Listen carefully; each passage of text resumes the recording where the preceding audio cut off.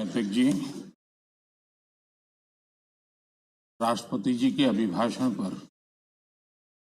धन्यवाद करने के लिए मैं उपस्थित हुआ हूं।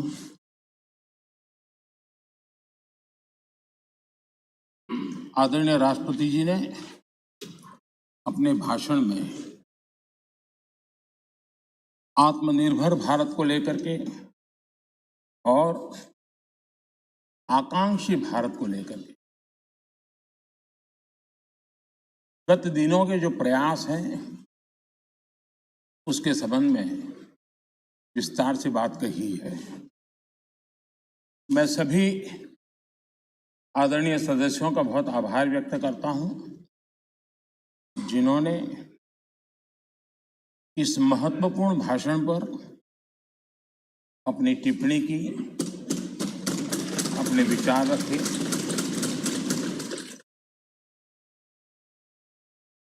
आदरणीय अध्यक्ष जी, मैं अपनी बात बताने से पहले कल जो घटना घटी उसके लिए दो शब्द जरूर कहना चाहूंगा। देश ने आदरणीय लता दीदी को खो दिया। इतने लंबे काल तक जिनकी आवाज ने देश को मोहित किया, देश को प्रेरित भी किया, देश को भावनाओं से भर दिया और एक अहर्निश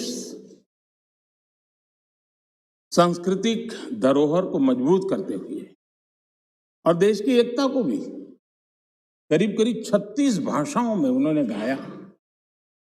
ये अपने आप में भारत की एकता और अखंडता के लिए भी एक प्रेरक उदाहरण है। मैं आज आदरणीय लता दीदी जी को आदरपूर्वक श्रद्धांजलि देता हूं। आदरणीय अध्यक्ष जी, इतिहास इस बात का गवाह है कि द्वितीय विश्व युद्ध के बाद विश्व में बहुत बड़ा बदलाव आया। एक नया वर्ल्ड ऑर्डर जिसमें हम सब लोग जी रहे हैं। मैं साफ देख रहा हूं कि कोरोना काल के बाद विश्व एक नए वर्ल्ड ऑर्डर की तरफ, नई व्यवस्थाओं की तरफ बहुत तेजी से आगे बढ़ रहा। एक ऐसा टर्निंग पॉइंट है कि हम लोग एक भारत के रूप में इस अवसर को गंवाना नहीं चाहिए। मेन टेबल पर भारत की आवाज भी बुलंद रहनी चाहिए। भारत ने एक लीडरशिप रोल के लिए अपने आप को कम नहीं आंकना चाहिए और इस परिप्रेक्ष्य में आजादी का अमृत महोत्सव, आजादी के 75 साल अपने आप में एक प्रेरक अवसर है। उस प्रेरक अवसर को लेकर के, नए संकल्पों को लेकर के देश जब आजादी के 100 साल मनाएगा तब तक हम पूरे सामर्थ्य से, पूरी शक्ति से, पूरे समर्पण से, पूरे संकल्प से देश को उस जगह पर लेके पहुंचेंगे। ये संकल्प का समय है। आदरणीय अध्यक्ष जी, बीते वर्षों में देश ने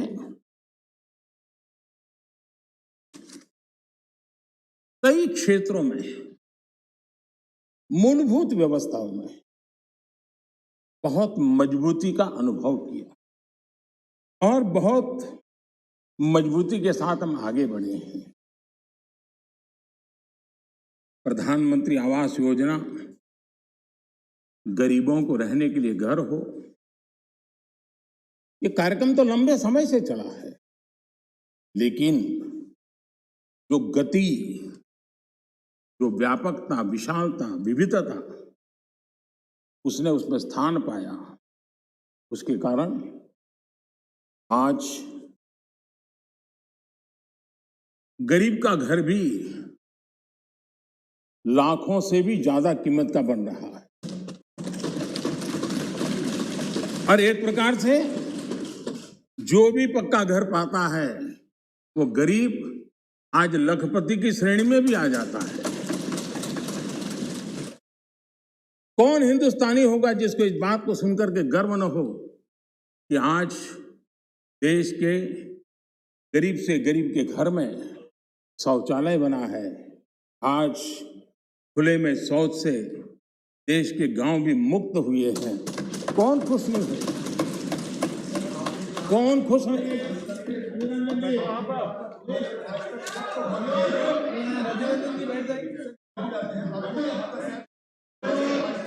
तरीका ठीक नहीं है।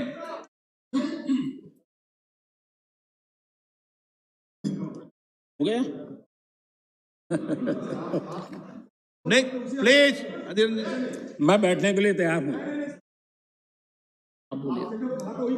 नहीं प्लीज अजय जी, आपको धन्यवाद करके शुरू करूं। बहुत बहुत धन्यवाद।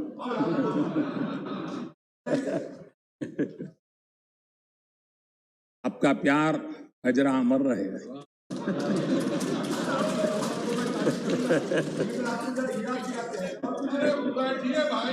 Please please please.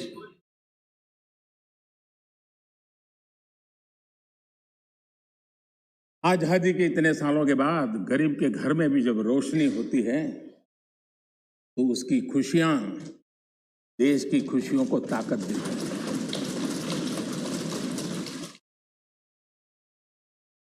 चूल्हे के धुएं से जलती हुई आंखों के साथ काम करने वाली मां को, गरीब मां को, और जिस देश में घर में गैस कनेक्शन हो यह स्टेटस सिंबल बन चुका था, उस देश में गरीब के घर में गैस का कनेक्शन हो, धुएं वाले चूल्हे से मुक्ति हो, तो उसका आनंद कुछ और ही होता है। हमारी माताएं बहनें उनका पूरा प्लीज प्लीज दादा प्लीज बैठिए। आपको मैंने पर्याप्त मौका दिया, तरीका ठीक नहीं है। दादा नहीं, दादा को बीच बीच में मौका देना चाहिए, क्योंकि दादा उम्र के इस पड़ाव में भी बचपना का मजा लेते रहते हैं।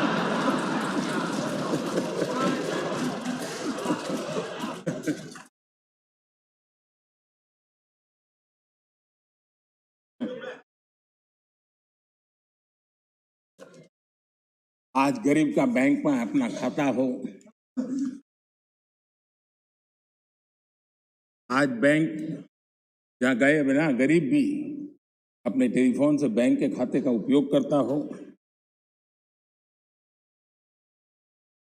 सरकार के द्वारा दिए गई राशि सीधी डायरेक्ट बेनिफिट ट्रांसफर के तहत उसके खाते में पहुंचती हो, ये सब अगर आप जमीन से जुड़े हुए होते, अगर आप जनता के बीच में रहते होते तो जरूर ये चीजें नजर आती, दिखाई देता। लेकिन दुर्भाग्य ये है कि आप में से बहुत लोग ऐसे हैं जिनके सुई कांटा 2014 में अटका हुआ है और उससे वो बाहर ही निकल नहीं पाते हैं, और उसका नतीजा भी आपको भुगतना पड़ा है। आपने जो अपने आप को एक ऐसी मानसिक अवस्था में बांध के रखा है, देश की जनता आपको पहचान गई है। कुछ लोग पहले पहचान गए, कुछ लोग देर से पहचान रहे, और कुछ लोग आने वाले समय में पहचानने वाले हैं। अब देखिए, आप जब इतना सारा लंबा उपदेश देते हैं तब भूल जाते हैं 50 साल तक कभी आपने भी देश में यहां बैठने का सौभाग्य प्राप्त किया था। और क्या कारण है कि आप सोच नहीं पाते। अब आप देखिए, नागालैंड के लोगों ने आखिरी बार 1998 में कांग्रेस के लिए वोट किया था, करीब 24 साल हो गए। ओडिशा ने 1995 में आपके लिए वोट किया था, सिर्फ 27 साल हो गए, आपको वहां एंट्री नहीं मिली। गोवा में 1994 में पूर्ण बहुमत के साथ आप जीते थे, 28 साल हो गए, गोवा ने आपको स्वीकार नहीं किया। पिछली बार 88 में त्रिपुरा में वहां की जनता ने वोट दिया था, करीब 34 साल पहले त्रिपुरा में। कांग्रेस का हाल है यूपी, बिहार और गुजरात। आखिर में 1985 में 1985 में करीब 37 साल पहले आपके लिए वोट किया था। पिछली बार पश्चिम बंगाल में वहां के लोगों ने 1972 में करीब 50 साल पहले आपको पसंद किया था। तमिलनाडु के लोगों ने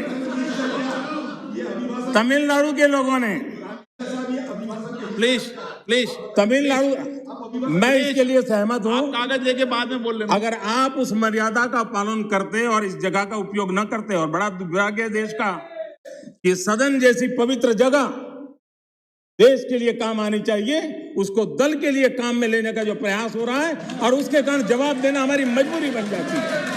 जवाब देना हमारी मजबूरी बन जाती है।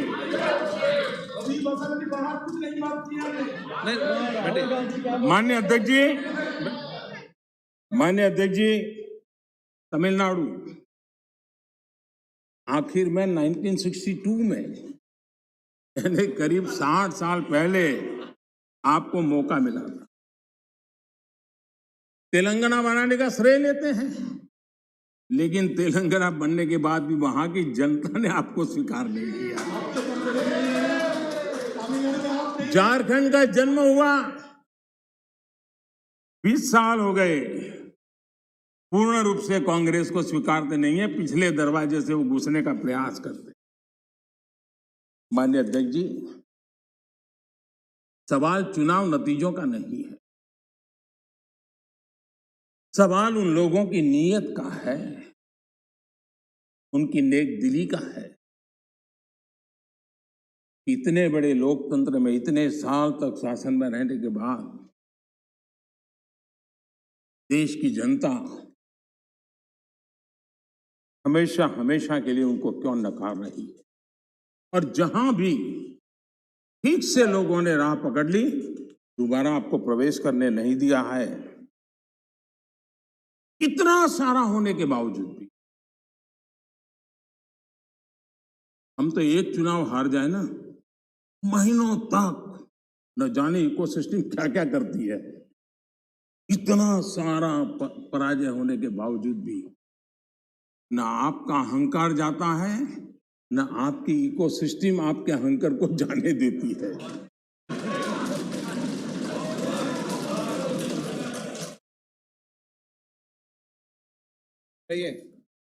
इस बार अधीर रंजन जी बहुत सारे शेर सुना रहे थे। चलिए मौका मैं भी ले लूं। और जब अहंकार की बात मैं कर रहा हूं तब तो मुझे कहना ही पड़ेगा, वो जब दिन को रात कहें तो तुरंत मान जाओ। वो जब दिन को रात कहें तो तुरंत मान जाओ। नहीं मानोगे तो वो दिन में नकाब ओढ़ लेंगे। जरूरत हुई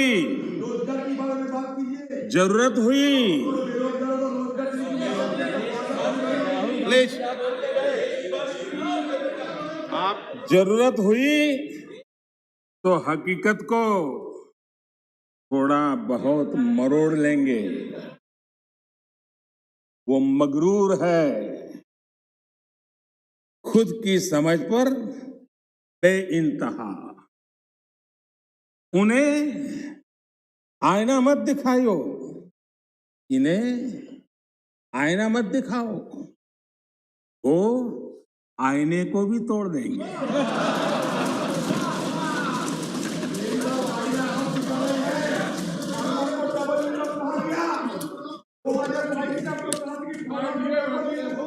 please please please please please आदरणीय अध्यक्ष जी, आजादी का अमृत महोत्सव, आजादी के 75 वर्ष में आज देश आजादी का अमृत महोत्सव मना रहा है और देश अमृत काल में प्रवेश कर रहा। आजादी की इस लड़ाई में जिन जिन लोगों ने योगदान किया, वो किसी दल के थे या नहीं थे, इन सब से परे उठ करके देश के लिए जीने मरने वाले लोग, देश के लिए जवानी खपाने वाले लोग, ये हर किसी को स्मरण करने का, पुण्य स्मरण करने का अवसर है और उनके सपनों को याद करते हुए कुछ संकल्प लेने का अवसर है। आदरणीय अध्यक्ष जी, हम सब संस्कार से, स्वभाव से, व्यवस्था से लोकतंत्र के प्रतिबद्ध लोग हैं और आज से नहीं, सदियों से हैं। लेकिन ये भी सही है, आलोचना ये जीवंत लोकतंत्र का एक आभूषण है, लेकिन अंध विरोध ये लोकतंत्र का अनादर है। सबका प्रयास, इस भावना से भारत ने जो कुछ हासिल किया है, अच्छा होता उसे खुले मन से स्वीकार किया गया होता, उसका स्वागत किया होता, उसका गौरवगान करते। बीते 2 सालों में 100 साल का सबसे बड़ा वैश्विक महामारी का संकट पूरी दुनिया की मानव जात झेल रही है।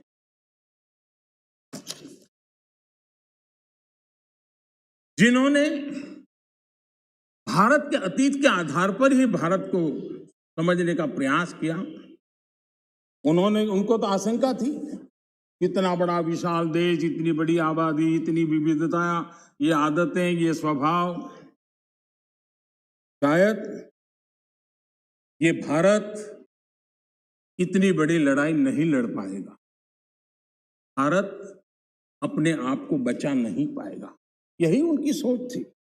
लेकिन आज स्थिति क्या है? मेड इन इंडिया कोविड टीके, कोविड वैक्सीन दुनिया में सबसे प्रभावी है। आज भारत 100% पहली डोज इस लक्ष्य को के निकट करीब करीब पहुंच रहा है और लगभग 80% सेकंड डोज उसका पड़ाव भी पूरा कर लिया है।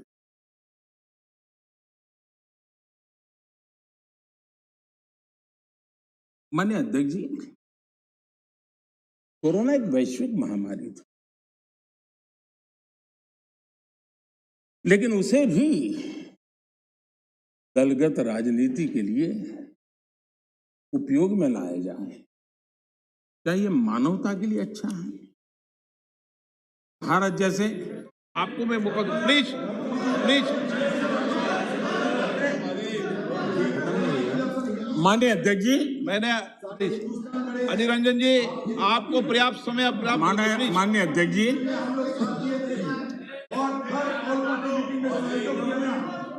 Please please.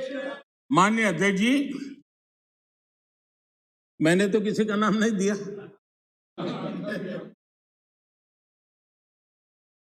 कोई भी टोपी पहन लेने की क्या जरूरत है जी? अरे क्यों? लेकिन जब आप खड़े ही हो गए तो अब मैं नाम दे करके बोलना चाहता हूं। अब आप खड़े ही हो गए हैं तो मैं नाम दे करके बोलना चाहता हूं। इस कोरोना काल में कांग्रेस ने तो हद कर दी।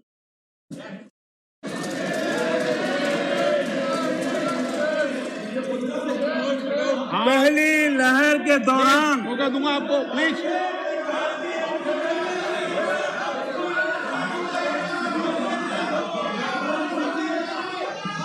देखिए माननीय सदस्य, प्लीज बैठिए, ये तरीका ठीक नहीं है। आपको मैंने पर्याप्त, प्लीज बैठिए, please please please please please. माननीय अध्यक्ष जी, अभी तो मैंने सिर्फ इतना का हद कर दी। प्लीज। पहली लहर के दौरान आपको मैंने देश जब पर्याप्त अवसर दिया था, लॉकडाउन का पालन कर रहा था, जब WHO दुनिया भर के लोगों को सलाह देता था, सारे हेल्थ एक्सपर्ट कह रहे थे कि जो जहां है वहीं पर रुके। सारी दुनिया में यह संदेश दिया जाता था, क्योंकि मनुष्य जहां जाएगा, अगर वो कोरोना से संक्रमित है तो कोरोना साथ ले जाएगा। तब कांग्रेस के लोगों ने क्या किया? मुंबई के रेलवे स्टेशन पर खड़े रह करके मुंबई छोड़कर जाने के लिए प्रोत्साहित करने के लिए मुंबई में श्रमिकों को टिकट दिया गया, मुफ्त में टिकट दिया गया, लोगों को प्रेरित किया गया कि जाओ महाराष्ट्र में हमारे पर जो बोझ है वो जरा कम हो, और जाओ, तुम उत्तर प्रदेश के हो, तुम बिहार के हो, जाओ वहां कोरोना फैलाओ। आपने ये बहुत बड़ा पाप किया, अफरा तफरी का माहौल खड़ा कर दिया। आपने हमारे श्रमिक भाइयों बहनों को अनेक परेशानियों में धकेल दिया। और माननीय अध्यक्ष जी, उस समय दिल्ली में ऐसी सरकार थी जो है, उस सरकार ने तो जीप पर माइक बांध करके दिल्ली की झुग्गी झोपड़ी में गाड़ी घुमा करके लोगों को कहा, संकट बड़ा है, भागो, गांव जाओ, घर जाओ, और दिल्ली से जाने के लिए बसें दी, आधे रास्ते छोड़ दिया और श्रमिकों को लिए अनेक मुसीबतें पैदा की। और उसका कारण हुआ कि यूपी में, उत्तराखंड में, पंजाब में जिस कोरोना की इतनी गति नहीं थी, इतनी तीव्रता नहीं थी, इस पाप के कारण कोरोना ने वहां भी अपनी लपेट में ले लिया। माननीय अध्यक्ष जी, ये कैसी राजनीति है? मानव जात पर संकट के समय ये कैसी राजनीति है? ये दलगत राजनीति कब तक चलेगी? आदरणीय अध्यक्ष जी, कांग्रेस के इस आचरण से सिर्फ मैं ही नहीं, पूरा देश अचंभित है। 2 साल से देश 100 साल के सबसे बड़े संकट से मुकाबला जूझ कर रहा है। कुछ लोगों ने जिस प्रकार का व्यवहार किया, देश उससे सोच में पड़ गया है। क्या ये देश आपका नहीं है? क्या ये देश के लोग आपके नहीं हैं? क्या उनके सुख दुख आपके नहीं हैं?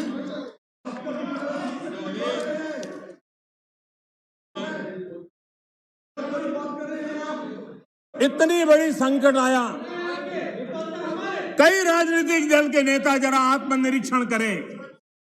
इतने राजनीतिक दल के नेता जो जनता के माने हुए नेता अपने आप को मानते हैं, उन्होंने लोगों को रिक्वेस्ट की हो, अपील की हो, भाई कोरोना का एक ऐसा संकट है, वैश्विक महामारी है, अब मास्क पहनो, हाथ धोना रखो, 2 गज की दूरी रखो। कितने नेता हैं? क्या ये बार बार देश की जनता को अगर कहते तो उसमें कोई बीजेपी की सरकार को क्या फायदा होने वाला था? मोदी को क्या फायदा होने वाला था? लेकिन इतने बड़े संकट में भी इतना सा पवित्र काम करने से भी चूक गए। इसलिए माननीय अध्यक्ष जी, कुछ लोग हैं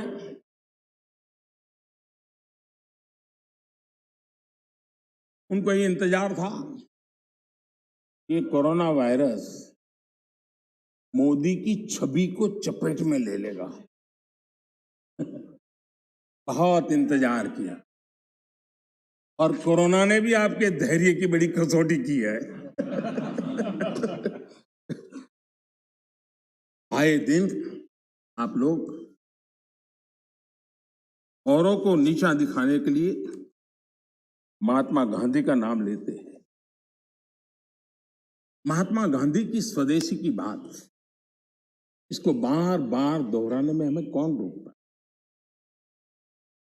अगर मोदी वोकल फॉर लोकल कहता है, मोदी ने कहा इसलिए शब्दों को छोड़ दो भाई, लेकिन क्या आप नहीं चाहते हैं देश आत्मनिर्भर बने? जिस महात्मा गांधी के आदर्शों की बात करते हैं, तब भारत में इस अभियान को ताकत देने में, जुड़ने में आपका क्या जाता था? उसका नेतृत्व आप लीजिए। महात्मा गांधी जी के स्वदेश के निर्णय को आगे बढ़ाइए, देश का भला होगा। और हो सकता है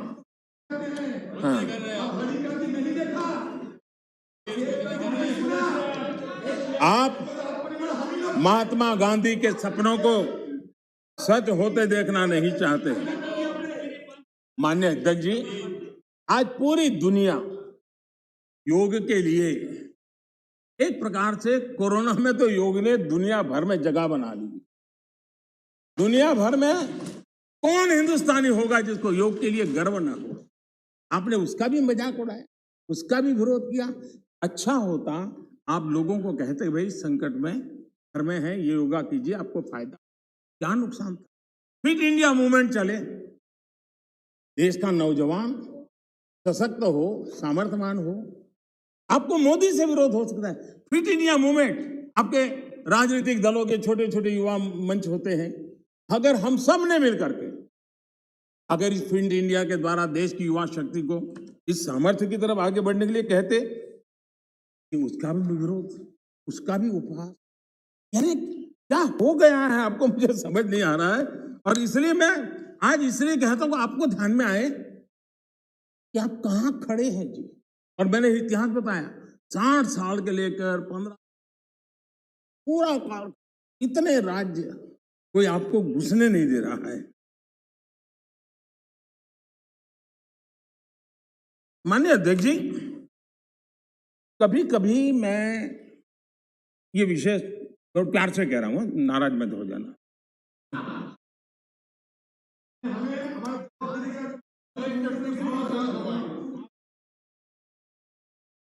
मुझे कभी कभी माननीय अध्यक्ष जी ये विचार आता है, उनके बयानों से, उनके कार्यक्रमों से, उनके कर्तृत्व से, जिस प्रकार से आप बोलते हैं, जिस प्रकार से मुद्दों से जुड़ते हैं, ऐसा लगता है कि आपने मन बना लिया है कि 100 साल तक सत्ता में नहीं आना है।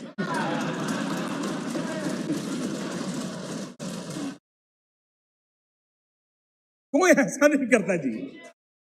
थोड़ी सी भी आशा होती, थोड़ा सा भी लगता हाँ यार देश की जनता फिर से फुलहार करेगी, तो ऐसा नहीं करते जी। और इसलिए खैर अब आपने ही तय कर लिया है 100 साल के लिए, तो फिर मैंने भी तैयारी कर ली है।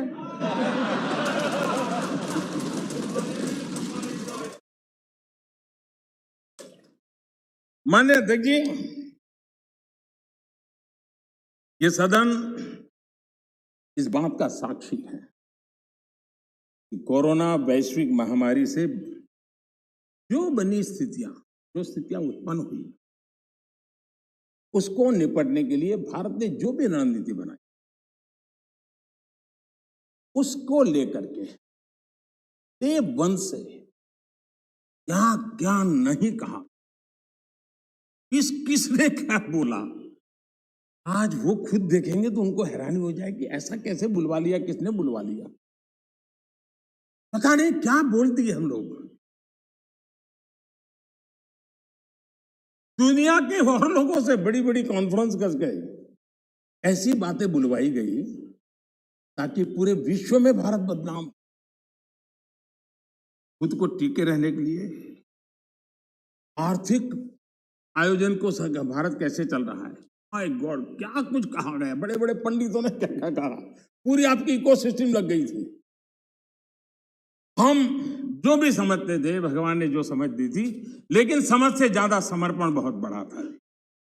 और जहां समझ से समर्पण ज्यादा होता है, वहां देश और दुनिया को अर्पण करने की ताकत भी होती है, और वो हमने करके दिखाया है। और जिस रास्ते पर हम चले, आज विश्व के अर्थ जगत के सभी ज्ञाता इस बात को मानते हैं कि भारत ने जिस आर्थिक नीतियों को लेकर इस कोरोना कालखंड में अपने आप को आगे बढ़ाया, वो अपने आप में एक उदाहरण ही है। और अनुभव भी हम करते हैं, हमने देखा है।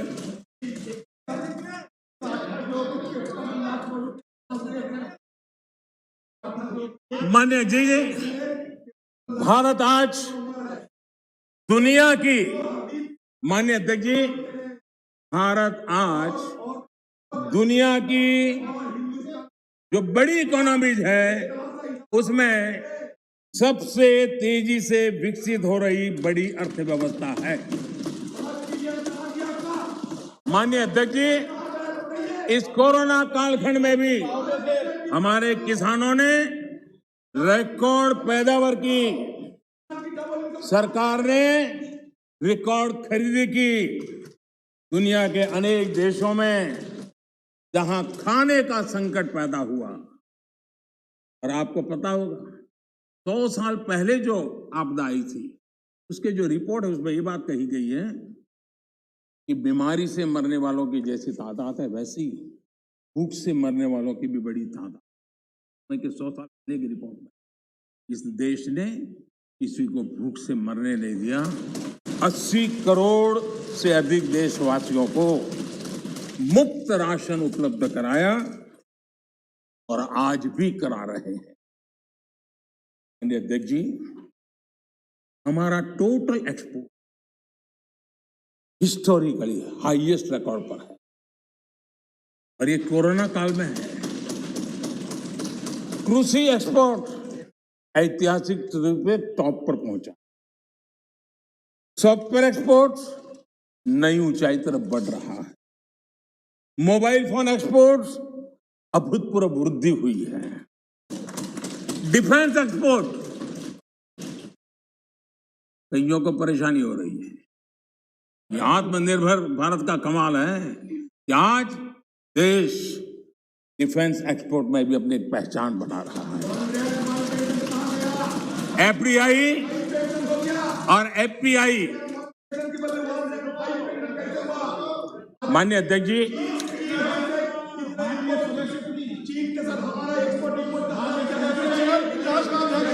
माननीय सदस्य, एक मिनट, ये बार-बार जो खड़े हो रहे हैं, आप चुप रहिए, आप शांत रहिए, आप शांत रहिए प्लीज। माननीय सदस्य प्लीज,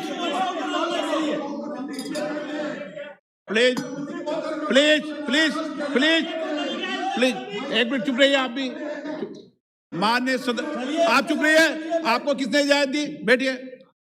माननीय सदस्यगण, मैंने सभी माननीय सदस्यों को पर्याप्त समय, पर्याप्त अवसर दिया है, लेकिन माननीय सदस्य, आपने जब बोला तो मैंने कहा कि कोई भी इस सदन में नेता बोल रहे हैं, कोई टिप्पणी टिप्पणी करेंगे, लेकिन आज आप ये उचित व्यवहार नहीं है। सदन के नेता बोल रहे हैं, सदन की गरिमा को बनाए रखें, ये मेरा आपसे आग्रह है। आपको मैं बोलने का मौका दूंगा।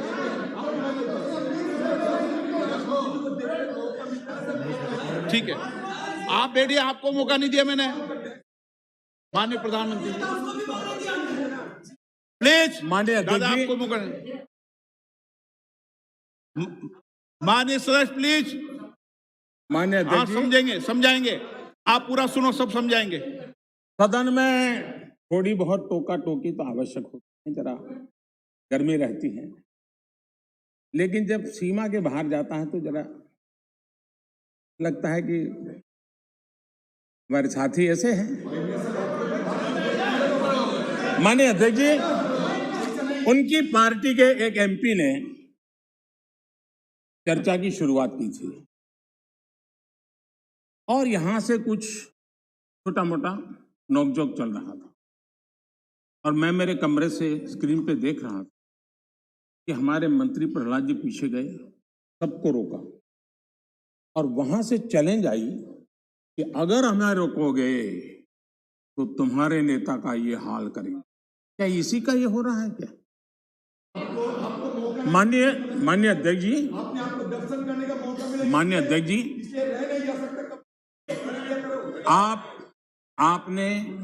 आपको हर एक को अपना सीआर सुधारने की कोशिश तो करनी चाहिए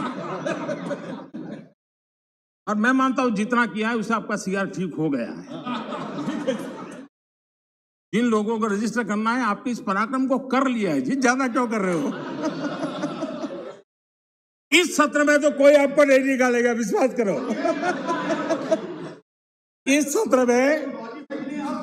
इस सत्र में आपको कोई निकालने का नहीं, मैं आपको गारंटी देता हूं।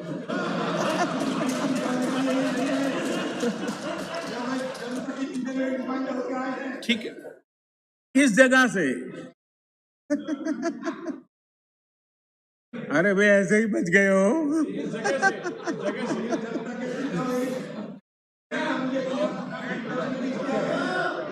माननीय अध्यक्ष जी, एफडीआई और एफपीआई का रिकॉर्ड निवेश आज भारत में हो रहा है। रिन्यूएबल एनर्जी के क्षेत्र में आज हिंदुस्तान दुनिया के टॉप 5 कंट्रीज में है। माननीय अध्यक्ष जी, ये सब इसलिए संभव हुआ है कि कोरोना काल में इतना बड़ा संकट सामने होने के बावजूद भी अपने कर्तव्य को निभाते हुए इस संकट के काल में देश को बचाना है तो रिफॉर्म जरूरी थी और हमने वो जो रिफॉर्म किए उसका परिणाम है कि आज हम इस तरीके से स्थिति पर आगे पहुंचे। माननीय अध्यक्ष जी, एमएसएमई सदस्य प्लीज सहित आप बैठिए। हर उद्योग को गलत तरीका है आपका, जरूरी सपोर्ट दी, बैठिए, ऐसे नहीं चलेगा। नियमों को, प्रक्रियाओं को सरल किया। आत्मनिर्भर भारत का जो मिशन है उसको हमने चरितार्थ करने के लिए भरपूर कोशिश की। ये सारी उपलब्धियां ऐसे हालत में देश ने हासिल की है जब अंतर्राष्ट्रीय स्तर पर आर्थिक जगत में बहुत बड़ी उथल पाथल आज भी चल रही है। सप्लाई चेन पूरी तरह चरमरा गई है। लॉजिस्टिक सपोर्ट में अनेक संकट पैदा हुए हैं। दुनिया में सप्लाई चेन की वजह से केमिकल फर्टिलाइजर पर कितना बड़ा संकट आया है और भारत आयात करने पर डिपेंडेंट है। कितना बड़ा आर्थिक बोझ देश पर आया है। पूरी विश्व में हालत पैदा हुई है, लेकिन भारत ने किसानों को इस पीड़ा झेलने के लिए मजबूर नहीं किया। भारत ने वो सारा बोझ देश ने अपने कंधों पर उठाया और किसान को ट्रांसफर नहीं होने दिया है। भारत ने फर्टिलाइजर की सप्लाई को भी निरंतर जारी रखा है। कोरोना के संकट काल में भारत ने अपनी खेती को, अपने छोटे किसानों को संकट से बाहर निकालने के लिए बड़े फैसले लिए। मैं कभी कभी सोचता हूं, जो लोग जड़ों से कटे हुए लोग हैं, 2-2, 4-4 पीढ़ी से महलों में बैठने की आदत हो गई, वो देश के छोटे किसानों की क्या समस्या है वो समझ ही नहीं पाए। उनके अगल बगल में जिन किसानों की उनकी पहुंच थी, उससे आगे देख नहीं।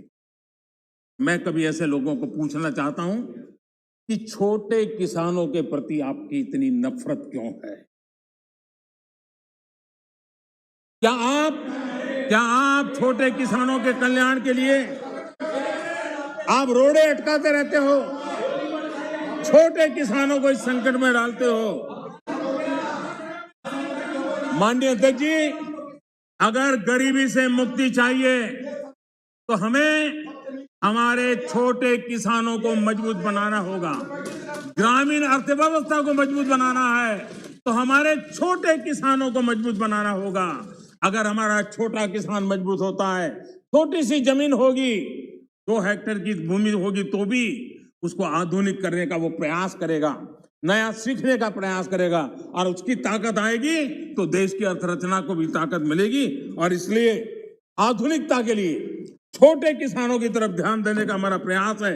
लेकिन छोटे किसानों के प्रति जिन लोगों के मन में नफरत है, जिन्होंने छोटे किसानों के दुख दर्द नहीं जाना है, उनको किसानों के नाम पर अपनी राजनीति करने का कोई हक नहीं बनता है।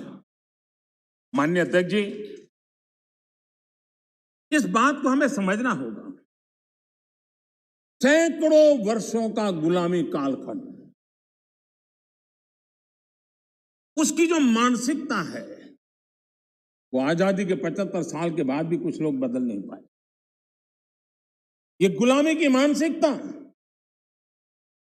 किसी भी राष्ट्र की प्रगति के लिए बहुत बड़ा संकट होती है। लेकिन माननीय अध्यक्ष जी, आज देश का मैं एक चित्र देखता हूं। एक ऐसा समुदाय, एक ऐसा वर्ग है, आज भी वो गुलामी की मानसिकता में जीता है। आज भी 19वीं सदी के काम, उस सोच, उसी में जकड़ा हुआ है। और 20वीं सदी के जो कानून है, वही कानून उसको कानून लगते हैं। माननीय अध्यक्ष जी, गुलामी की मानसिकता, इन 19वीं सदी का रहन सहन, 20वीं सदी के कानून 21वीं सदी की आकांक्षाएं पूरी नहीं कर सकते। 21वीं सदी के अनुकूल हमें बदलाव बहुत जरूरी है। माननीय अध्यक्ष जी, जिस बदलाव को हमने अस्वीकार किया, उसका परिणाम क्या है? फ्रेट कॉरिडोर, इतने मनोमंथन के बाद, कई वर्षों तक उसके बाद योजना बनी, 2006 में प्लानिंग, 2006 से 2014 तक का उसका हाल देख, 2014 के बाद उसकी तेजी आई। यूपी में सरयू नहर परियोजना 70 के दशक में शुरू हुई, 70 दशक, और उसकी लागत 100 गुना बढ़ गई। हमारे आने के बाद हमने उस काम को पूरा किया। ये कैसी सोच है, क्या तरीके हैं? यूपी का अर्जुन डैम परियोजना 2009 में शुरू हुई, 2017 तक 1/3 खर्चा हुआ। हमने इतने कम समय में उसको पूर्ण कर दिया। अगर कांग्रेस के पास इतनी सत्ता थी, इतने सालों तक, तो 4 धाम को वो ऑल वेदर सड़कों में परिवर्तित कर सकते थे, जोड़ सकते थे, लेकिन नहीं किया। वाटरवे, सारी दुनिया वाटरवे का समर्थन है। हमारा ही देश था कि हमने वाटरवे को नकार दिया। आज हमारी सरकार को वाटरवे पे काम करना रहा है। पुराने अप्रोच से गोरखपुर के कारखाना बंद होता था, हमारे अप्रोच से गोरखपुर का फर्टिलाइजर का कारखाना शुरू होता है। माननीय अध्यक्ष जी, माननीय अध्यक्ष जी, ये लोग ऐसे हैं जो जमीन से कटे हुए हैं, उसके कारण उनके लिए फाइल की मूवमेंट, फाइल में सिग्नेचर करके कौन अगला मुलाकाती आएगा उसी के इंतजार में जो रहते हैं। आपके लिए फाइल सब कुछ है, हमारे लिए 130 करोड़ देशवासियों का लाइफ महत्वपूर्ण। आप फाइल में खोए रहे, हम लाइफ बदलने के लिए जी जान से जुटे हुए लोग। आज उसी का परिणाम है प्रधानमंत्री गति शक्ति मास्टर प्लान। एक होलिस्टिक अप्रोच, टुकड़ों में नहीं। एक आधा काम वहां आ रहा है, रोड बन रहा है, फिर बिजली वाला आकर के खुदाई करता है, वो ठीक होता है, फिर पानी वाला आकर के खुदाई करता है। तो सारी समस्याओं से बाहर आकर के हमने डिस्ट्रिक्ट लेवल तक गति शक्ति मास्टर प्लान की दिशा में हम काम कर रहे हैं। उसी प्रकार से हमारा देश की विशेषता को देखते हुए मल्टी मॉडल ट्रांसपोर्ट सिस्टम, उस पर हम बड़ा जोर दे रहे हैं और कनेक्टिविटी पर इसके का आधार पर हम जोर दे रहे हैं। आजादी के बाद सबसे तेज गति से ग्रामीण सड़कें कहीं बन रही है तो इस 5 साल के कालखंड में बनी है। माननीय अध्यक्ष जी, नेशनल हाईवे बन रहे हैं, रेलवे लाइनों का बिजलीकरण हो रहा है।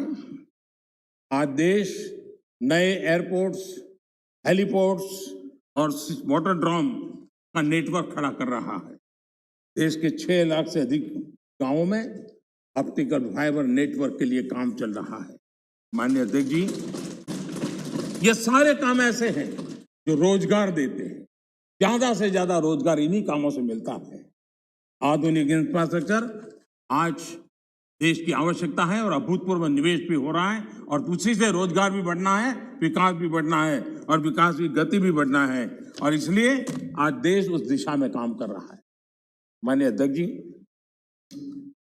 जितनी ज्यादा अर्थव्यवस्था ग्रो करेगी उतने ही रोजगार के अवसर पैदा होंगे और इसी लक्ष्य को लेकर के पिछले 7 साल से हमने इन चीजों पर फोकस किया और उसका परिणाम है हमारा आत्मनिर्भर भारत अभियान। मैन्युफैक्चरिंग हो या सर्विस सेक्टर हो, हर सेक्टर में हमारा उत्पादन बढ़ रहा है। आत्मनिर्भर भारत अभियान के हम आज ग्लोबल वैल्यू चेन के हिस्से बन रहे हैं। ये अपने आप में भारत के लिए एक अच्छी निशानी है। हमारा बड़ा फोकस एमएसएमई और टेक्सटाइल जैसे लेबर इंसेंटिव सेक्टर्स में है। एमएसएमई की परिभाषा में सुधार, एमएसएमई की परिभाषा में हमने सुधार करके उसको भी नए अवसर दिए हैं।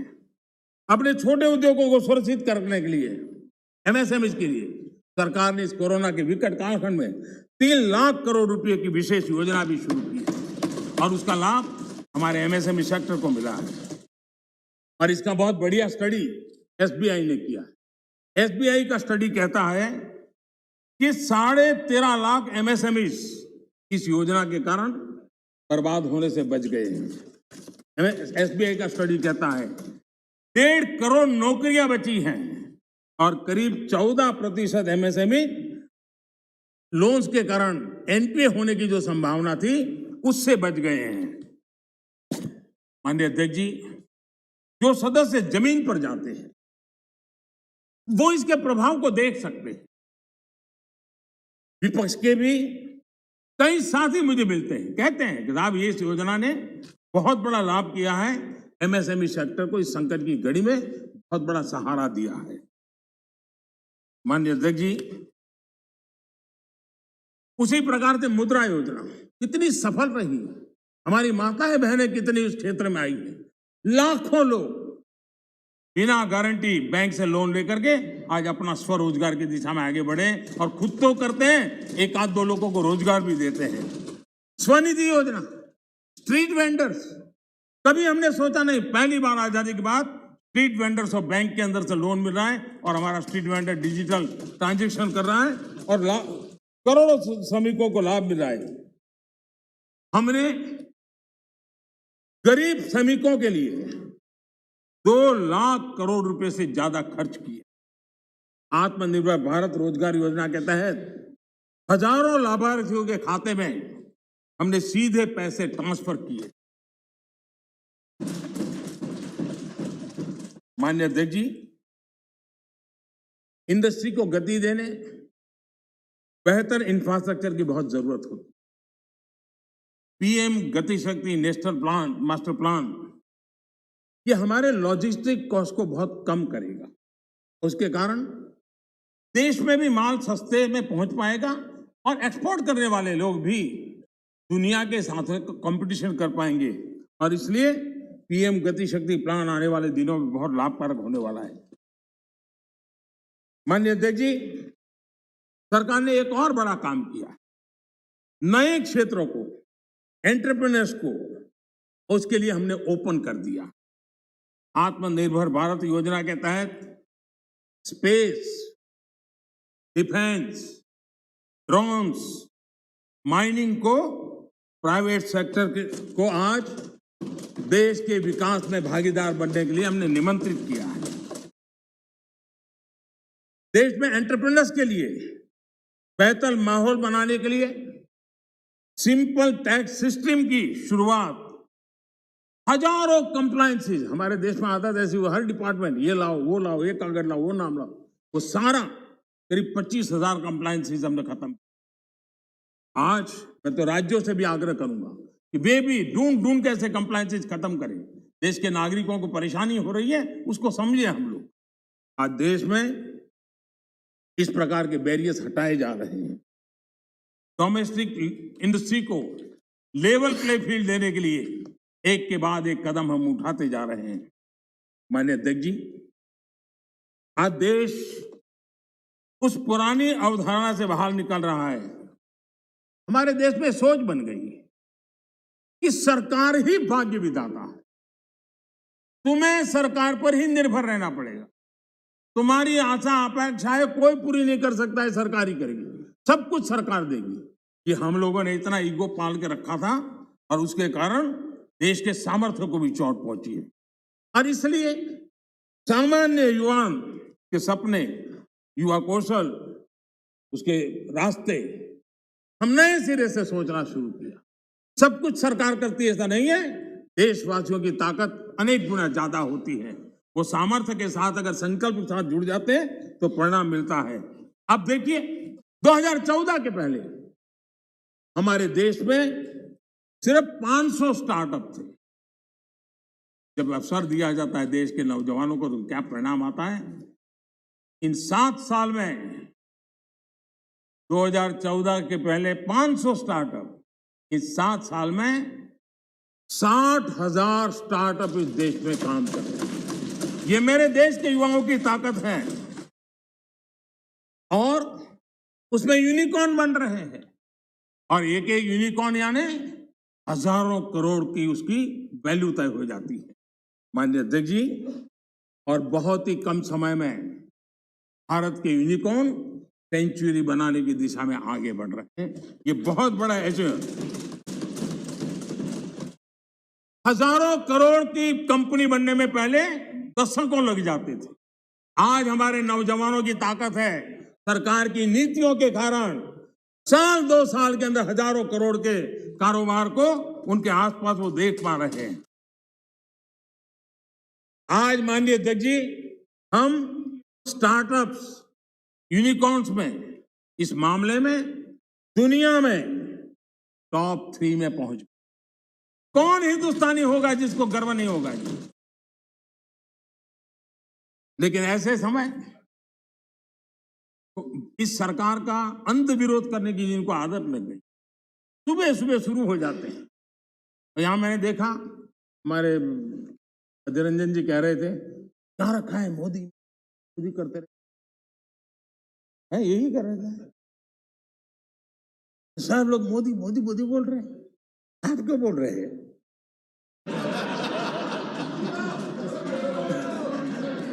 आप लोग सुबह होते ही शुरू हो जाते हैं।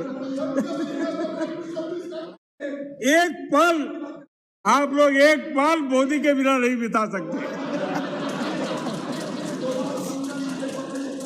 अरे मोदी तो आपकी प्राण शक्ति है।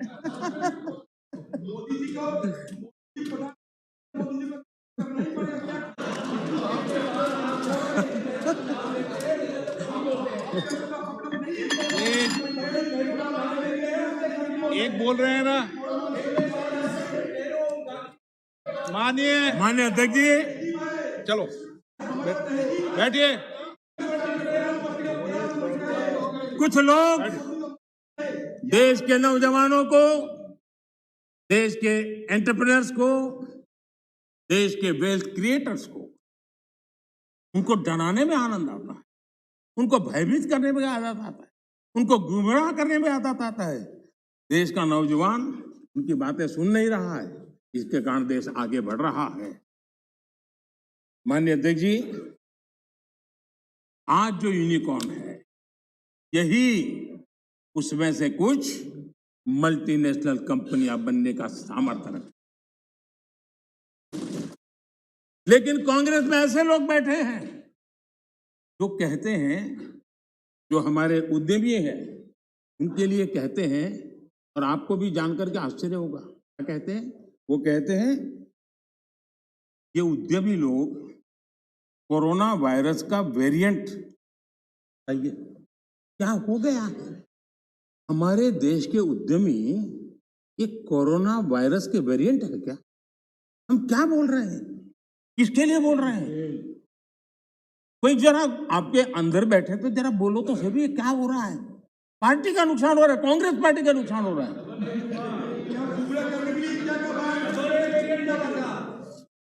माननीय अध्यक्ष जी, जो इतिहास के जो लोग इतिहास से सबक नहीं लेते हैं, वो इतिहास में खो जाते हैं।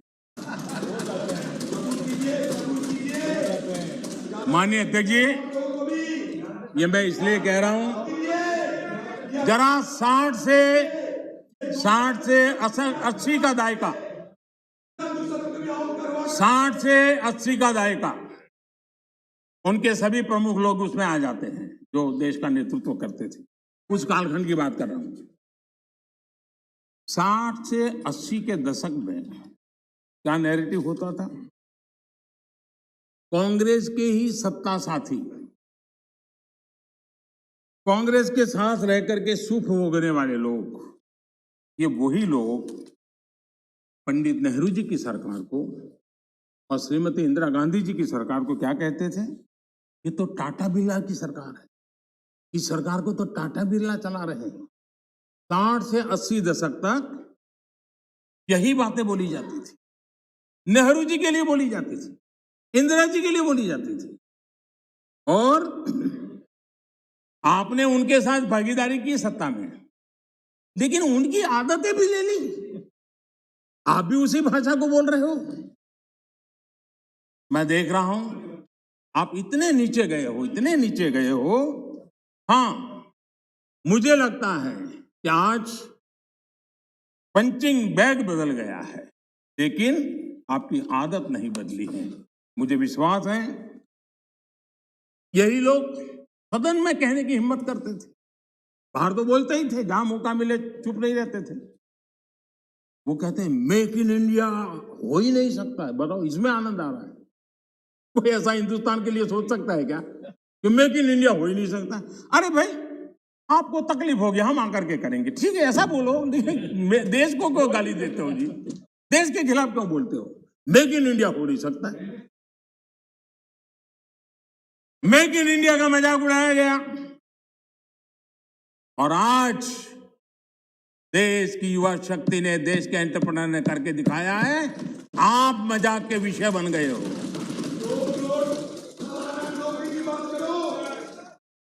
और मेक इन इंडिया की सफलता आप लोगों को कितना दर्द दे रही है, ये मैं भली भांति समझ पा रहा हूं। माननीय अध्यक्ष जी, मेक इन इंडिया से कुछ लोगों को तकलीफ इस बात के लिए है क्योंकि मेक इन इंडिया का मतलब है कमीशन के रास्ते बंद। मेक इन इंडिया का मतलब है भ्रष्टाचार के रास्ते बंद। मेक इन इंडिया का मतलब है तिजोरी भरने के रास्ते बंद। और इसलिए मेक इन इंडिया का ही विरोध करो। भारत के लोगों के सामर्थ्य को नजरअंदाज करने का पाप, देश के लघु उद्यमियों के सामर्थ्य का अपमान, देश के युवाओं का अपमान, देश की इनोवेटिव क्षमता का अपमान। माननीय अध्यक्ष जी, देश में इस प्रकार का नकारात्मकता का, निराशा का वातावरण, खुद निराश हैं, खुद सफल नहीं हो पा रहे हैं, इसलिए देश को असफल होने करने के जो खेल चल रहे हैं उसके खिलाफ देश का नौजवान बहुत जाग चुका है, जागरूक हो चुका है। माननीय अध्यक्ष जी, पहले जो सरकार चलाते थे और जिन्होंने 50 साल तक देश की सरकारें चलाई, मेक इन इंडिया को लेकर उनका क्या रवैया था? सिर्फ डिफेंस सेक्टर को हम देखें तो सारी बातें समझ आती थी, वो क्या करते थे, कैसे करते थे, क्यों करते थे, किसके लिए करते थे। पहले सालों में क्या होता था, नए इक्विपमेंट खरीदने के लिए प्रोसेस चलती थी, सालों तक चलती थी, और जब फाइनल निर्णय होता था तब वो चीज पुरानी हो जाती थी। बताइए देश का क्या बना, आउट ऑफ डेट हो जाती थी और हम पैसे देते थे। हमने इन सारी प्रोसेस को सिंप्लीफाई किया। सालों से पेंडिंग डिफेंस सेक्टर के जो इश्यू थे उसको हमने निपटाने का प्रयास किया। पहले किसी भी आधुनिक प्लेटफॉर्म या इक्विपमेंट के लिए हमें दूसरे देशों की तरफ देखना पड़ता था। जरूरत के समय आपाधापी में आयुध खरीदा जाता था, ये लाओ वो लाओ, कौन पूछता है भाई, हो जाए। यहां तक कि स्पेयर पार्ट्स के लिए भी हम अन्य देशों पर निर्भर रहे हैं। दूसरों पर निर्भर होकर इस देश की सुरक्षा निश्चित नहीं कर सकते। हमारे पास यूनिक व्यवस्था होनी चाहिए, हमारी अपनी व्यवस्था होनी चाहिए। रक्षा क्षेत्र में आत्मनिर्भर होना ये राष्ट्र सेवा का भी एक बहुत बड़ा काम है, और जो मैं देश के नौजवानों को भी आह्वान करता हूं कि आप अपने कैरियर में इस क्षेत्र को चुनिए, हम ताकत के साथ खड़े होंगे। माननीय अध्यक्ष जी, इस बजट में भी हमने ज्यादा से ज्यादा रक्षा उपकरण भारत में ही बनाएंगे, भारतीय कंपनियों से ही खरीदेंगे, ये बजट में प्रावधान किया। बाहर से लाने के रास्तों बंद करने की दिशा में हम कदम बढ़ाएंगे। हमारी सेनाओं की जरूरत पूरी होने के अलावा हम एक बड़े डिफेंस एक्सपोर्टर बनने का सपना लेकर के चल रहे हैं, और मुझे विश्वास है ये संकल्प भी पूरा होगा। मैं जानता हूं कि रक्षा सौदों में कितनी बड़ी ताकतें पहले अच्छों को खरीद लेती थी। ऐसी ताकतों को मोदी ने चुनौती दी, और इसलिए मोदी पर उनकी नाराजगी नहीं, गुस्सा होना भी बहुत स्वाभाविक है, और उनका गुस्सा प्रकट भी होता रहता है। माननीय अध्यक्ष जी,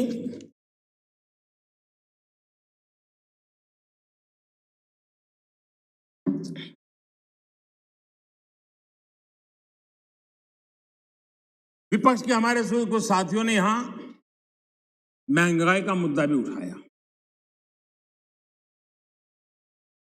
अच्छा लगता, देश का भी भला होता अगर आपकी ये चिंता तब भी होती जब कांग्रेस के नेतृत्व में यूपीए की सरकार। ये दर्द उस समय भी होना चाहिए था। आप शायद भूल गए हैं, मैं जरा आपको याद दिलाना चाहता हूं। कांग्रेस सरकार के आखिरी 5 सालों में लगभग पूरे कार्यकाल में देश को डबल डिजिट महंगाई की मार झेलनी पड़ी थी। हमारे आने से पहले ये स्थिति थी। कांग्रेस की नीतियां ऐसी थी कि सरकार खुद मानने लगी थी कि महंगाई उसके नियंत्रण से बाहर है। 2011 में तत्कालीन वित्त मंत्री जी ने लोगों से बेशर्मी के साथ कह दिया था कि महंगाई कम करने के लिए किसी अलादीन के जादू की उम्मीद न करें। ये आपके नेताओं की असंवेदनशीलता। हमारे चिदंबरम जी, जो कि इन दिनों इकोनॉमी पर अखबारों में लेख लिखते हैं, जब सरकार में थे तब क्या कहते थे? उस समय के नेता क्या कह रहे थे आपके? वो कहते थे 2012 में उन्होंने कहा था कि लोगों को 15 रुपये की पानी की बोतल और 20 रुपये की आइसक्रीम खरीदने में तकलीफ नहीं होती, लेकिन गेहूं चावल पर 1 रुपया बढ़ जाए तो बर्दाश्त नहीं के होता। ये आपके नेताओं के बयान, यानी महंगाई के प्रति कितना असंवेदनशील रवैया था, ये चिंता का कारण है। माननीय अध्यक्ष जी, महंगाई देश के सामान्य मानवी से सीधा जुड़ा हुआ मुद्दा है और हमारी सरकार ने, एनडीए सरकार ने पहले दिन से सतर्क और संवेदनशील रह करके इस मसले को बारीकाई से हैंडल करने का प्रयास किया और इसलिए हमारी सरकार महंगाई नियंत्रण को अपनी वित्तीय पॉलिसी का प्राथमिक लक्ष्य बनाया हमने। माननीय अध्यक्ष जी, 100 साल में आई इतनी बड़ी महामारी के इस कालखंड में भी हमने प्रयास किया कि महंगाई और जरूरी चीजों की कीमत आसमान न छुए। सामान्य मानवी के लिए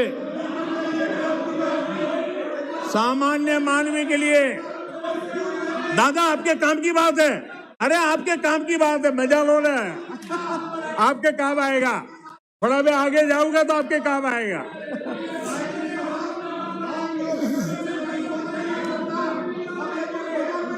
माननीय अध्यक्ष जी, महंगाई और जरूरी चीजों की कीमत आसमान न छुए।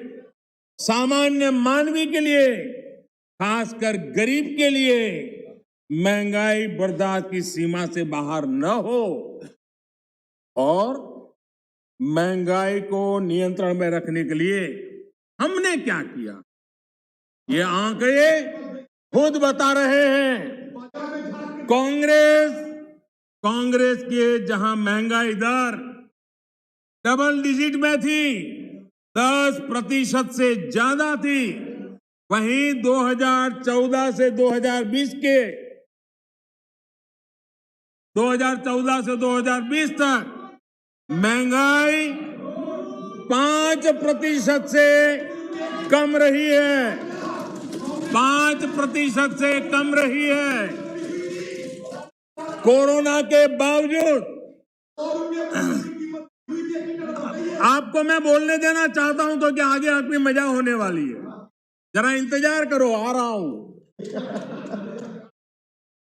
कोरोना के बावजूद इस साल महंगाई 5.2% रही है और उसमें भी फूड इन्फ्लेशन 3% से कम रही है। आप अपने समय में वैश्विक परिस्थितियों की दुहाई देकर पल्ला झाड़ लेते थे, वैसे महंगाई पर कांग्रेस के राज में पंडित नेहरू जी ने लाल किले से क्या कहा वो जरा आपको मैं बताना चाहता। पंडित नेहरू देश के पहले प्रधानमंत्री लाल किले से बोल रहे हैं। देखिए, आपकी इच्छा रहती है ना, मैं पंडित जी का नाम नहीं बोलता हूं, आज मैं बार बार बोलने वाला हूं। आज तो नेहरू जी ही नेहरू जी।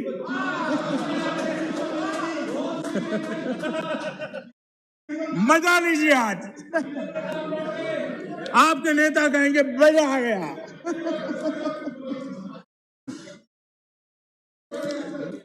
माननीय अध्यक्ष जी, पंडित नेहरू जी ने लाल किले पर से कहा था,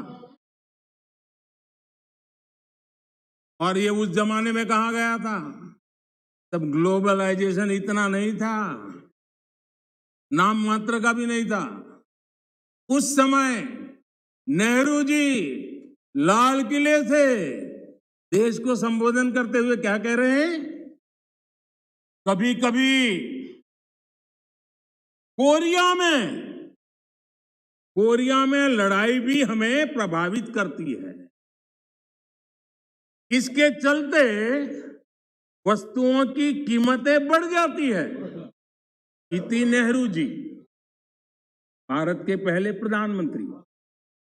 कभी कभी कोरिया में लड़ाई भी हमें प्रभावित करती है, इसके चलते वस्तुओं की कीमतें बढ़ जाती हैं और यह हमारे नियंत्रण से भी बाहर हो जाती है। देश के सामने देश का पहला प्रधानमंत्री हाथ ऊपर कर देता है, हाथ ऊपर कर देता है। आगे क्या कहते हैं? देखो जी, आपके काम की बात है। आगे कहते हैं, पंडित नेहरू जी आगे कहते हैं,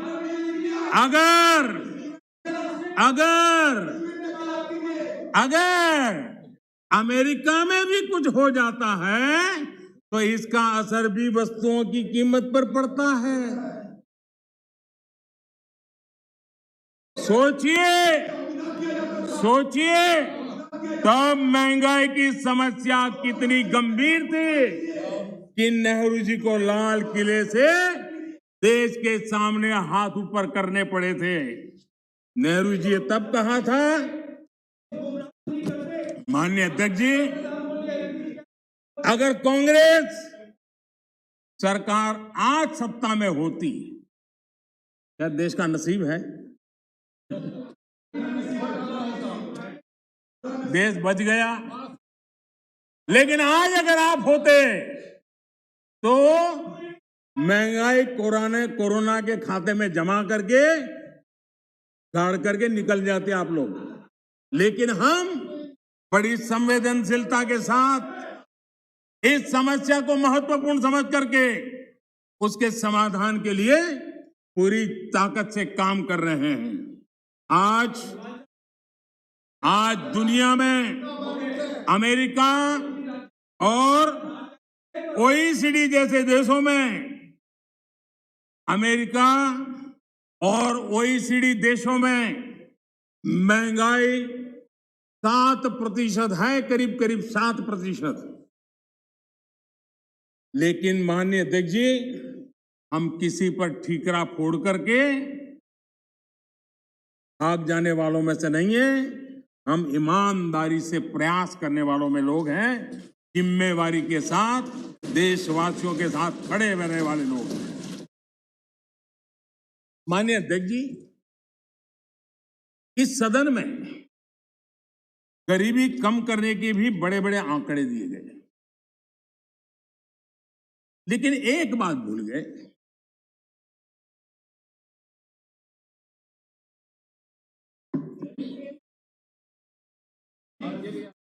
इस देश का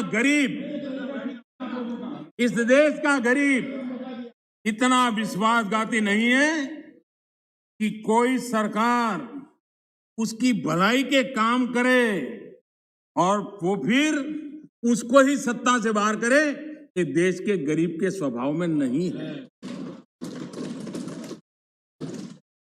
आपकी ये दुर्दशा इसलिए आई क्योंकि आपने मान लिया था कि नारे देकर के गरीबों को अपनी चुंगाल में फंसाए रखोगे, लेकिन गरीब जाग गया। गरीब आपको जान गया। इस देश का गरीब इतना जागरूक है कि आपको 44 सीटों पर समेट दिया, 44 सीट पे लाकर के रोक दिया। कांग्रेस 1971 से गरीबी हटाओ के नारे पर चुनाव जीतती रही थी। 40 साल बाद गरीबी तो हटी नहीं, लेकिन कांग्रेस सरकार ने नई परिभाषा दे दी। माननीय अध्यक्ष जी, देश के नौजवानों ने इन बातों को जानना बहुत जरूरी है। और अध्यक्ष जी, आप देखिए कि ये डिस्टर्ब तब करते हैं कि उनको अंदाजा आता है चोट बड़ी गहरी होने वाली है। उनको मालूम है कि मुसीबत में फंसे हैं आज, और कुछ लोग बोल करके भाग जाते हैं और झेलना ऐसे बेचारों को पड़ता है।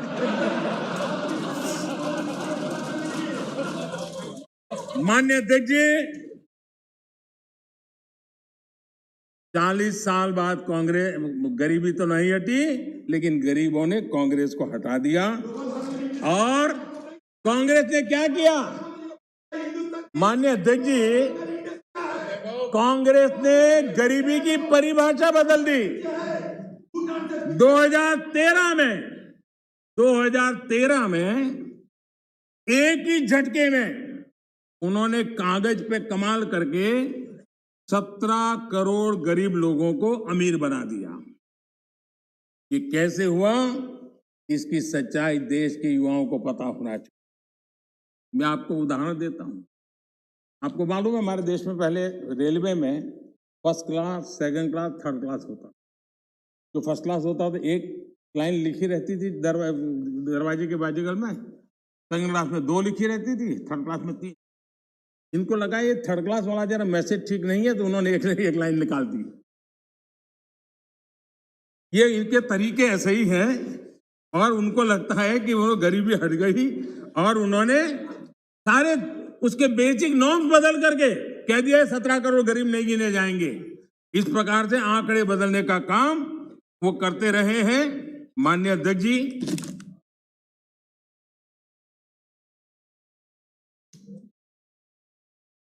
यहां कुछ तात्विक मुद्दों को उठाने की कोशिश की। मैंने तो समझने की बहुत कोशिश की, शायद कोई समझ पाया हो, ऐसा तो मुझे अभी कोई मिला नहीं है। लेकिन जो कुछ समझ पाया होगा तो मैं समझने के लिए तैयार हूं। ऐसी कुछ बातें सुनता हूं तो। माननीय अध्यक्ष जी, सदन में राष्ट्र को लेकर बातें हुई। ये बातें हैरान करने वाली है। मैं मेरी बात रखने से पहले एक बात दोहराना चाहता हूं, और मैं कोट कर रहा हूं। यह जानकारी बेहद हैरत में डालने वाली है कि बंगाली, मराठे, गुजराती, तमिल, आंध्र, उड़िया, असमी, कन्नड़, मलयाली, सिंधी, पंजाबी, पठान, कश्मीरी, राजपूत और हिंदुस्तानी भाषा भाषी जनता से बसा हुआ विशाल मध्य भाग कैसे सैकड़ों वर्षों से अपनी अलग पहचान बनाए हैं। इसके बावजूद इन सबके गुण दोष कमोबेश एक से हैं। इसकी जानकारी पुरानी परंपरा और अभिलेखों से मिलती है। साथ ही इस पूरे दौरान वे स्पष्ट रूप से ऐसे भारतीय बने रहे जिनकी राष्ट्रीय विरासत एक ही थी और उनकी नैतिक और मानसिक विशेषताएं भी समान थी। एक कोटेशन है। अध्यक्ष महोदय, हम भारतीयों की इस विशेषता को बताते हुए इस कोटेशन में दो शब्द गौर करने वाले हैं, राष्ट्रीय विरासत।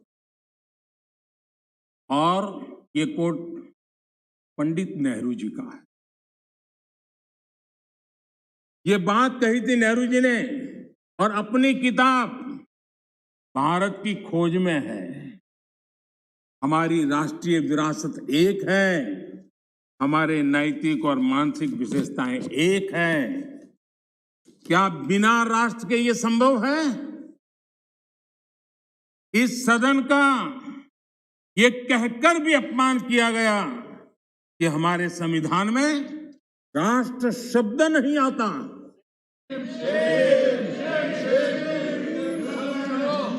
संविधान की प्रस्तावना में लिखा राष्ट्र पढ़ने में ना आए, ये हो नहीं सकता है। कांग्रेस ये अपमान क्यों कर रही है, मैं इस पर विस्तार से अपनी बात रखूंगा। माननीय अध्यक्ष जी, राष्ट्र कोई सत्ता या सरकार की व्यवस्था नहीं है। माननीय अध्यक्ष जी, हमारे लिए राष्ट्र एक जीवित आत्मा है।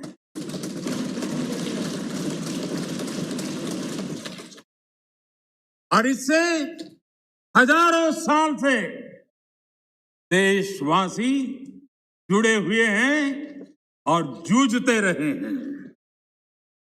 हमारे यहां विष्णु पुराण में कहा गया है, ये किसी भाजपा वाले ने नहीं लिखा है, विष्णु पुराण में कहा गया है, उत्तरम यत् समुद्रस्य हिमाद्रश्च दक्षिणम वर्ष तद भारतम नाम भारती यत्र संतति ही।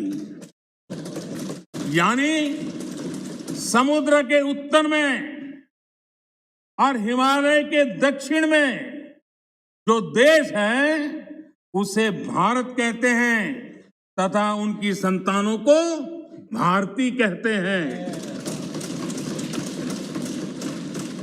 विष्णु पुराण का ये श्लोक अगर कांग्रेस के लोगों को स्वीकार्य नहीं है तो मैं एक और कोट इस्तेमाल करूंगा, क्योंकि कुछ चीजों से आपको एलर्जी हो सकती है।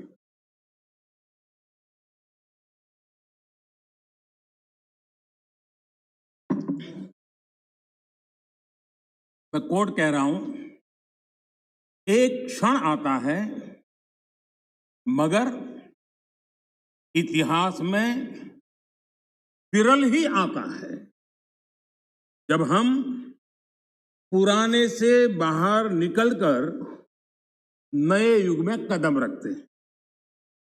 जब एक युग समाप्त हो जाता है, जब एक देश की लंबे समय से दबी हुई आत्मा मुक्त होती है। ये भी नेहरू जी के ही बोल है। आखिर किस नेशन की बात नेहरू जी कर रहे थे जी? ये नेहरू जी कह रहे हैं। और माननीय अध्यक्ष जी, यहां तमिल सेंटिमेंट को आग लगाने की भारी कोशिश की गई। राजनीति के लिए कांग्रेस की जो परंपरा अंग्रेजों के विरासत में आई दिखती है, तोड़ो तोड़ो तोड़ो और राज करो, तोड़ो और राज करो, बांटो और राज करो। लेकिन मैं आज तमिल भाषा के महाकवि माननीय अध्यक्ष जी, तमिल भाषा के महाकवि और स्वतंत्र सेनानी आदरणीय सुब्रमण्यम भारती ने जो लिखा था, मैं यहां दोहराना चाहता हूं। तमिल भाषी लोग मुझे क्षमा करें मेरे उच्चारों में कोई गलती हो तो, लेकिन मेरा आदर और मेरी भावना में कोई कमी नहीं है। सुब्रमण्यम भारती जी ने कहा था, मन्नुम इमय मलय एंगल मलय पन्नरुम उपनिट नुलेंगल नुले पार मिसे एधोरु नुल इधु पोले पोन निलोर भारत नांडेगल नाडे पोड रुवोम इक्ते हिमक्किलेडे। इसका भावार्थ जो उपलब्ध है वो इस तरह का है। सुब्रमण्यम भारती जी कहते हैं, जो उन्होंने तमिल भाषा में कहा है उसको मैं अनुवाद, जो भाव मुझे उपलब्ध हुआ है मैं कह रहा हूं। सम्मानित जो सकल विश्व में महिमा जिनकी बहुत रही है, महिमा जिनकी बहुत रही है, अमर ग्रंथ से वे सभी हमारे, अमर ग्रंथ वे सभी हमारे, उपनिषदों का देश यही है। सुब्रमण्यम भारती कह रहे हैं, गाएंगे यस हम सब इसका, गाएंगे यस हम सब इसका, यह है स्वर्णिम देश हमारा, यह है स्वर्णिम देश हमारा। आगे कौन जगत में हमसे, आगे कौन जगत में हमसे, यह है भारत देश हमारा, यह है भारत देश हमारा। ये सुब्रमण्यम भारती जी की कविता का भाव है। ये वो संस्कृति है। और मैं आज तमिल के सब नागरिकों को सैल्यूट करना चाहूंगा। जब हमारे सीडीएस रावत दक्षिण में हेलीकॉप्टर के अकस्मात में उनका निधन हुआ और जब उनका बॉडी तमिलनाडु में हवाई अड्डे की तरफ ले जाने के लिए रास्ते पर गुजर रहा था, मेरे तमिल भाई, मेरी तमिल बहनें लाखों की संख्या में घंटों तक कतार में खड़ी रही थी रोड पर, कोई सूचना नहीं, संदेश नहीं, इंतजार करते खड़ी रही थी।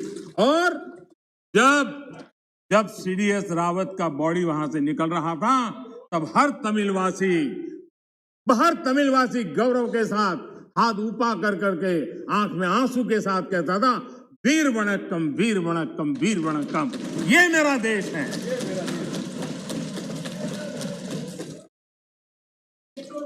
लेकिन कांग्रेस को हमेशा से इन बातों से नफरत रही है।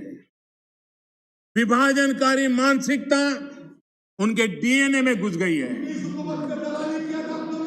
अंग्रेज चले गए, लेकिन बांटो और राज करो, ये नीति कांग्रेस ने अपना चरित्र बना लिया है। और इसलिए ही आज कांग्रेस टुकड़े टुकड़े गैंग की लीडर बन गई है।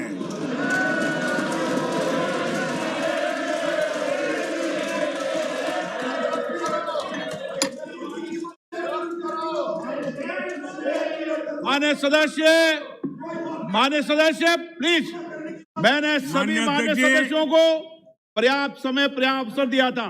जब सदन के नेता बोल रहे हैं ये अपराधित आचरण आपका ठीक नहीं है, ये सदन की गरिमा नहीं है।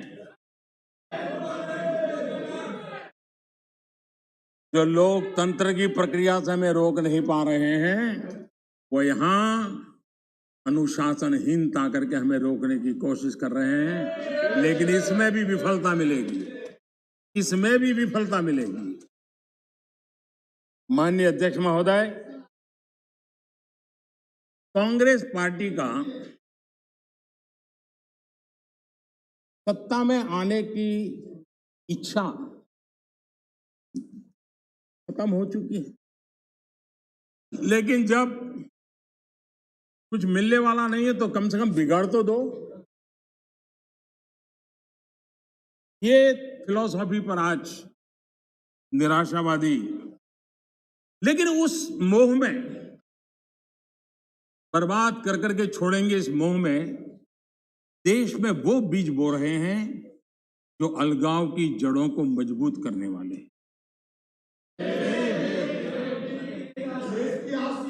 सदन में ऐसी बातें हुई कि जिसमें देश के कुछ लोगों को उकसाने का भरपूर प्रयास किया गया। अगर पिछले 7 साल से कांग्रेस के हर कारनामे, हर गतिविधि उसको बारीकी से देखेंगे तो हर चीज को अगर धागे में बांध करके देखेंगे तो इनका गेम प्लान क्या है वो बिल्कुल समझ में आता है, और वो ही मैं आज उनका खुला कर रहा हूं। माननीय अध्यक्ष जी, आपका गेम प्लान कोई भी हो,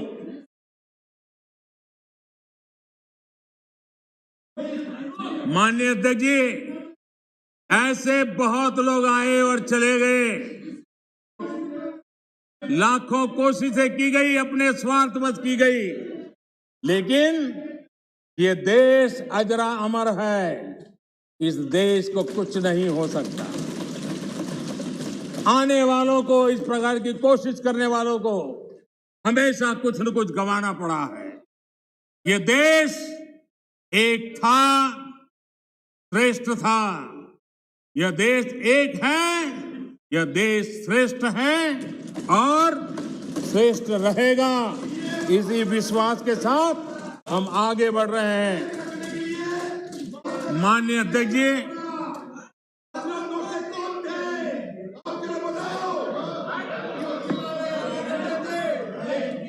माननीय अध्यक्ष जी, माननीय अध्यक्ष जी, यहां कर्तव्यों की बात करने पर भी ऐतराज जताया गया। उससे भी कुछ लोगों को पीड़ा हुई है कि देश का प्रधानमंत्री कर्तव्य की बात क्यों करता है, कर्तव्य की चर्चा हो रही है। किसी बात को समझ के अभाव से या बद इरादे से विकृति से घड़ देना, विवाद खड़ा कर देना ताकि खुद लाइमलाइट में रहे। मैं हैरान हूं, अचानक कांग्रेस को अब कर्तव्य की बात चुभने लगी है। आप लोग, अजय रंजन जी, आप बैठिए, आप बैठिए। अरे आपकी जिंदगी बोलते रहना है, आपका वही काम है। माननीय अध्यक्ष जी, माननीय अध्यक्ष जी, आप लोग, माननीय अध्यक्ष जी, आप लोग कहते रहते हैं कि मोदी जी नेहरू जी का नाम नहीं लेते हैं। तो आज मैं आपकी मुराद बराबर पूरी कर रहा हूं, आपकी प्यास बुझा रहा हूं। देखिए, कर्तव्यों के संबंध में, कर्तव्यों के संबंध में नेहरू जी ने क्या कहा था, जरा मैं आज कोट सुनाता हूं। माननीय अध्यक्ष जी, पंडित नेहरू जी, देश के प्रथम प्रधानमंत्री, उन्होंने क्या कहा था? मैं आपसे फिर कहता हूं, मैं कोट कर रहा हूं, मैं आपसे फिर कहता हूं कि आजाद हिंदुस्तान है, आजाद हिंदुस्तान की सालगिरह हम मनाते हैं, लेकिन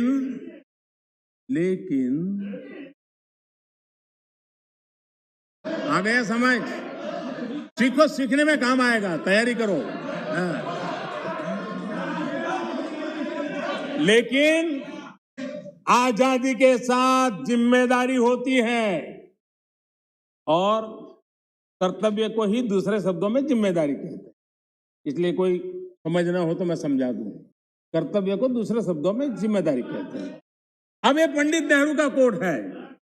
मैं आपसे फिर कहता हूं कि आजाद हिंदुस्तान है, आजाद हिंदुस्तान की सालगिरह हम मनाते हैं, लेकिन आजादी के साथ जिम्मेदारी होती है। जिम्मेदारी, कर्तव्य खाली हुकूमत की नहीं, जिम्मेदारी हर एक आजाद शख्स की होती है और अगर आप उस जिम्मेदारी को महसूस नहीं करते, अगर आप समझते नहीं, तब पूरी तौर पर आप आजादी के माने नहीं समझे और आप आजादी को पूरी तौर से बचा नहीं सकते हैं। ये कर्तव्य के लिए देश के प्रथम प्रधानमंत्री पंडित नेहरू जी ने कहा था, लेकिन आप उसको भी भूल गए, आप उसको भी भूल गए। माननीय अध्यक्ष जी, मैं सदन का ज्यादा समय लेना नहीं चाहता हूं, अब वो भी थक गए हैं। माननीय अध्यक्ष जी, हमारे यहां माननीय अध्यक्ष जी, हमारे यहां कहा गया है क्षणशः, हमारे यहां कहा गया है क्षणशः क्षणश्चैव विद्याम अर्थच साधयेत्। क्षणे नष्टे कुतो विद्या, कणे नष्टे कुतो धनम। अर्थात विद्या, ज्ञान के लिए एक एक पल महत्वपूर्ण होता है। संपत्ति संसाधनों के लिए एक एक कण जरूरी होता है। एक एक क्षण बर्बाद करके ज्ञान हासिल नहीं किया जा सकता और एक एक कण बर्बाद किया गया, छोटे छोटे संसाधनों का समुचित प्रयोग नहीं किया गया तो संसाधन व्यर्थ हो जाते हैं। मैं कांग्रेस और उसके सहयोगियों से कहूंगा, आप ये मंथन जरूर कीजिए कि कहीं आप इतिहास के इस महत्वपूर्ण अहम क्षण को नष्ट तो नहीं कर रहे हैं। मुझे सुनाने के लिए, मेरी आलोचना करने के लिए, मेरे दल को कोसने के लिए बहुत कुछ है, कर सकते हैं आप और आगे भी करते रहिए, मौकों की कमी नहीं है। लेकिन आजादी के अमृत काल का ये समय, 75 वर्ष का ये समय भारत की विकास यात्रा में सकारात्मक योगदान का समय है। मैं विपक्ष के और यहां पर बैठे हुए भी सभी साथियों से और इस सदन के माध्यम से देशवासियों से भी आजादी के इस अमृत महोत्सव के पर्व पर आग्रह करता हूं, निवेदन करता हूं, अपेक्षा करता हूं कि आओ इस आजादी के अमृत महोत्सव को हम नए संकल्पों के साथ, आत्मनिर्भर भारत बनाने के संकल्प के साथ एकजुट होकर हम लग जाएं, कोशिश करें पिछले 75 साल में जहां जहां हम कम पड़े हैं उसको पूरा करें और आने वाले 2047 के शताब्दी वर्ष बनाने से पहले देश को कैसा बनाना है उसका संकल्प लेकर के आगे बढ़े। देश के विकास के लिए मिलकर के काम करना है। राजनीति अपने जगह पर है, हम दलगत भावनाओं से ऊपर उठ करके देश की भावनाओं को लेकर के जिए। चुनाव के मैदान में जो कुछ करना है करते रहिए, लेकिन हम देश हित में आगे आए, इसी एक अपेक्षा को रखता हूं। आजादी के 100 वर्ष जब होंगे, ऐसे ही सदन में जो लोग बैठे होंगे वो जरूर चर्चा करेंगे कि ऐसी मजबूत नींव पर, ऐसी प्रगति के पर पहुंची हुई 100 साल की उस यात्रा के बाद देश ऐसे लोगों के हाथ में जाए ताकि उनको आगे ले जाने का मन कर दे जाए। हम यही सोचें कि जो समय मिला है उसका हम सदुपयोग करें। हमारे स्वर्णिम भारत के निर्माण में हम कोई कोताही न बरतें, पूरे सामर्थ्य के साथ उसमें काम में लगे। माननीय अध्यक्ष जी, मैं फिर एक बार राष्ट्रपति जी के उद्बोधन को, धन्यवाद प्रस्ताव को अनुमोदन करता हूं और मैं इस सदन में चर्चा में भाग लेने वाले सभी माननीय सांसदों का भी फिर से एक बार धन्यवाद करते हुए आपने जो अवसर दिया, रोका टोका की कोशिश के बावजूद भी मैंने सभी विषयों को स्पर्श करने का प्रयास किया है। बहुत बहुत धन्यवाद। माननीय सदस्यगण, धन्यवाद प्रस्ताव पर 13 सदस्यों के प्रस्ताव